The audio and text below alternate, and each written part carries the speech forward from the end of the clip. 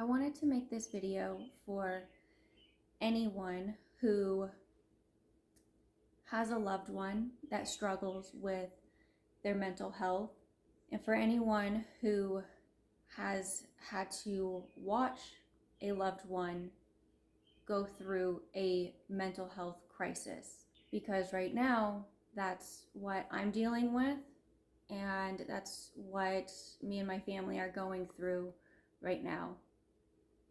And it's incredibly difficult to process and experience. I feel like not a lot of people really talk about how it affects the families and the children or the spouse or the loved ones who have to witness somebody go down this spiral. And it's just really difficult.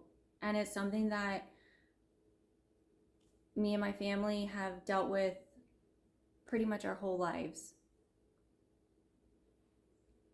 And I know that there's a lot of support groups for the people who are diagnosed with mental health issues.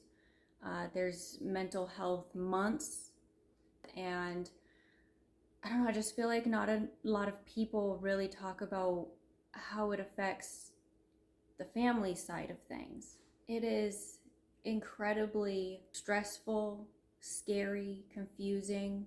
It comes with a lot of instability and uncertainty, chaos and conflict. And it's so easy for us on the outside to get pulled in and sucked in by this weight, who also have to deal with somebody else's mental health issues. And I just really want to say that if you are going through it, or if you know what I'm talking about, I just want you to know that you're not alone and that it's okay to take care of yourself. One of the most impactful things that someone has ever told me came from my high school guidance counselor, Mr. Green.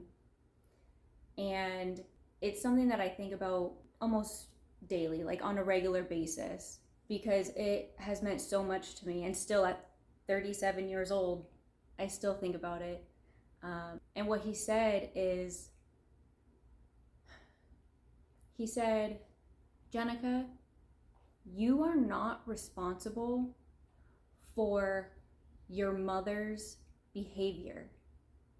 You are not responsible for her actions. And it is okay for you to take care of yourself. I give you permission. You have my permission to take care of yourself. She's a grown woman and she needs to learn how to take care of herself. It is your job to take care of you, your life, and focus on your future. And what he said to me lifted such a heavy weight off my shoulders. I don't want to get too much into the details of the nitty gritty details of what's been going on or what has happened in the past, but it was really difficult. It was a really difficult upbringing, and something recently happened and we're kind of going through it again. And it's been a hard thing to go through. It's been a hard thing to process. I know that for the people who have the mental health conditions, whether that's PTSD or bipolar schizophrenia or personality disorders or just whatever it might be, I know that it's incredibly difficult for the person going through it. But as a family member, as a relative, it's also difficult for us too, to experience it, to witness it. It's scary, it's confusing. There's so much instability and chaos and conflict and just a lot that comes with having a loved one that deals with that, and especially if it's not managed well. And it affects us. It does, whether it's their kids or their spouse or whoever. And I spent a lot of my upbringing, a lot of my life, not even just my childhood, but even my 20s, trying to hide it, trying to lie and cover up and make excuses. And when I was a kid, I remember I spent a lot of my time trying to just be quiet and be under the radar. You know, it also carries a lot of guilt and shame and embarrassment when somebody's just acting completely unhinged. And I don't know, I just know that sometimes for the people on the outside getting dragged through it, sometimes you kind of just want to hug, and you just want to be told that it's okay to put yourself first. It's okay to step back. It's okay to take care of yourself and your needs, because your life matters too. Your mental health matters too.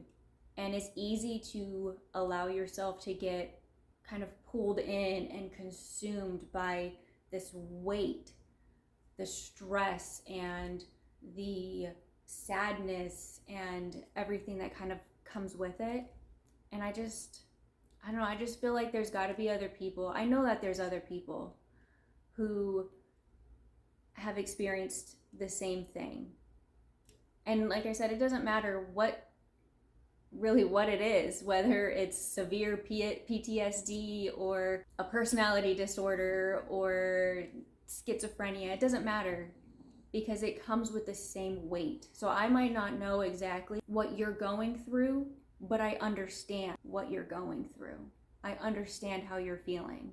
And I don't have a solution. I can't make it better for anybody. I can't change anything. But if you just needed to feel like you weren't alone or the only one going through it, you're not. I think that there's a lot more people who go through this and they just don't talk about it. You know, nobody introduces themselves as like, hi, I'm so-and-so and I'm dealing with whatever, right? Like, we don't introduce ourselves like that. But I don't know. I just know that I'm going through it, and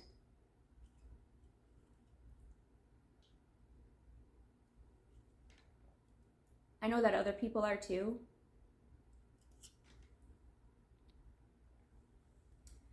And so if you just needed,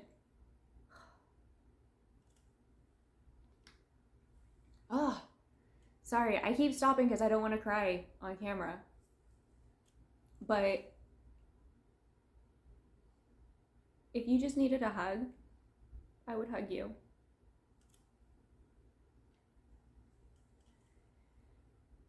And it's okay to feel however you're feeling. Just don't stay there. Don't stay in the sadness or the depression, you know? Take care of yourself. Eat something nourishing. Hydrate. Go outside. Ground yourself, breath work, whatever it is. That's why I do a lot of work to spiritually, emotionally, energetically ground myself, and do techniques and things to calm my nervous system and take care of myself, because I can't change the situation. I can't make it any different. So if you're going through this shit too, I'm right there with you. We can hold hands and walk through this shit together. But you're not alone. You're not the only one. And I would just give you a big hug and say it's gonna be okay.